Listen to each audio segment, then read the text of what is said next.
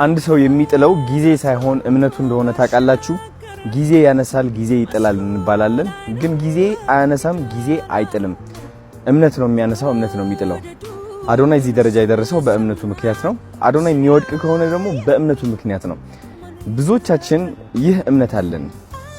እኔ ጊዜ ነው የሚያነሳኝ። ጊዜ የሚያነሳን ከሆነ ጊዜም ይጥለናል። እምነት የሚያነሳ ከሆነ ግን እምነትም ይጥለናል ማለት ነው። ለዛም ነው የምናምነውን ነገር መጠንቀቅ ያለብን። አብዛኛው ሰው ምክር ሲሰጠን ከእምነቱ ተነስቶ ነው። ገባችሁ? ካለው ፍርሃት ተነስቶ ነው፣ ካለው አስተሳሰብ ተነስቶ ነው።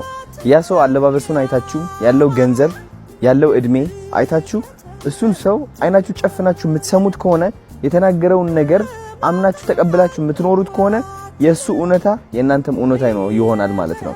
የሱ ፍርሃት የእናንተም ፍርሃት ይሆናል ማለት ነው። ገባችሁ? ስለዚህ ሁሉም ሰው በጭፍን አትመኑ። ልንገራችሁ፣ በጭፍን አትመኑ። ምክንያቱም እምነታችሁ ነው የእናንተ ህይወት የሚቀይረው። እምነታችሁ እንደ ዘበኛ መጠበቅ ጀምሩ። እውነቴን ነው የምላችሁ። ተፈጥሮ የማያቅ ተሰርቶ የማያቅ ነገር መስራት ከፈለጋችሁ ከብዙ ሰዎች እምነት ተቃራኒ ትሆናላችሁ። ምክንያቱም ተደርጎ አይታወቅማ። ተኬዶበት የማያቅ መንገድ እየሄዳችሁ ነው ያላችሁት። አብዛኛው ሰው የሚሄድበት መንገድ ደግሞ የታወቀ ነው። አብዛኛው ሰው ምክሩ ይመሳሰልባቸዋል። ተመሳሳይ ምክር አላቸው ብዙዎቻቸው፣ ግን አያስተውሉትም፣ ልብ አይሉትም። በግሩፕ ያመኑት እምነት አለ፣ የፍርሃት እምነት። እሱ እምነት ደግሞ 10 ለ1 ሊያካፍሏችሁ ይሞክራሉ።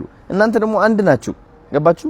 ከ10 ሰው ጋር መፋለም አትችሉም። ምክንያቱም እነሱ 10 ሰዎች በዛ የፍርሃት እምነት ካመኑ እኔ ለምንድነው ማላምነው? እነሱ ናቸው ትክክል ብላችሁ ታስባላችሁ፣ ግን አይደሉም። ለምን 1000 100,000 አይሆኑም? የእናንተ እምነት ደግሞ በሚሊዮኖች መቀየር ይችላል። አንድ ሰው የሚሊዮን ሰው አይምሮ መቀየር ይችላል። ማመን አለባችሁ።